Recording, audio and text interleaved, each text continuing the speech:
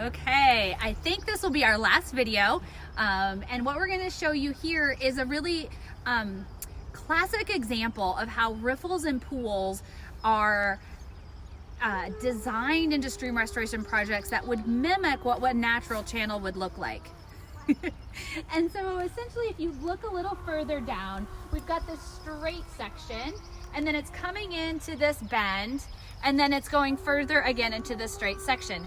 And like we saw in the other videos, you can see the evidence of the faster moving water. We've recently had a bit of rain, so we've got a good bit of water moving through the channel, and there's a nice bit of riffle kind of setting up over there. You can see the turbulence as the water moves over the cobbles and the other kind of material and plant clumps that are in that shallower section, and similarly over here.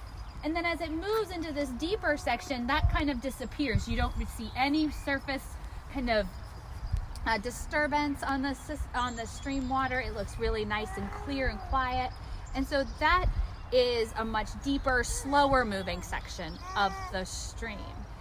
What's also pretty cool that you can see in this section of the river is that, well, I probably should call it a stream, is that you have evidence of all this dead and senescing plant material on the banks that had been accessed when it was really flowing high from some prior rains earlier this week. So as that water as the flows went up from all that rain moving through here, the water surface elevation rose as well.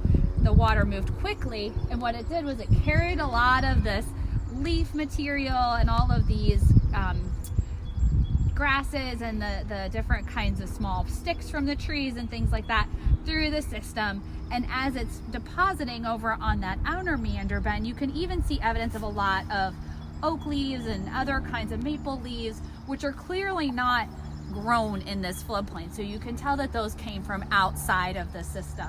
There's big trees further upstream in this system, and those were transported and then deposited where that water spread out into the floodplain, was filtered by that vegetation, and the water slowed down and allowed some of that material to get caught and hung up.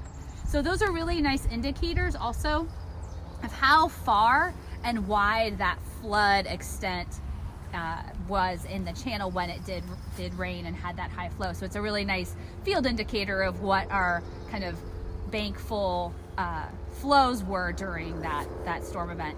And this was a pretty good sized storm, so is that truly a bankful flow? I'm not sure without being out here looking at the hydrograph or looking at the flow records, but those kinds of flows that are around, we happen once every year, that are pretty good sized flows, are the really important flows that dictate how well these channels form, how stable they are, and things like that. So seeing how good a job this stream is by keeping the low flow into the baseflow channel and allowing those flood flows to come out onto the floodplain where they can slow down and settle a lot of the pollutants out is a good indication of a healthy ecosystem. With that, I think that's all I had to say. Are there any my fellow scientists in the I was gonna say in the room, but we're outside, so that really doesn't matter. Any other comments from you guys to share? We good? I think we're good. All right. Thanks for listening, everyone. I hope you all are doing well, navigating this really crazy situation that we have, but hope you enjoyed our virtual field trip.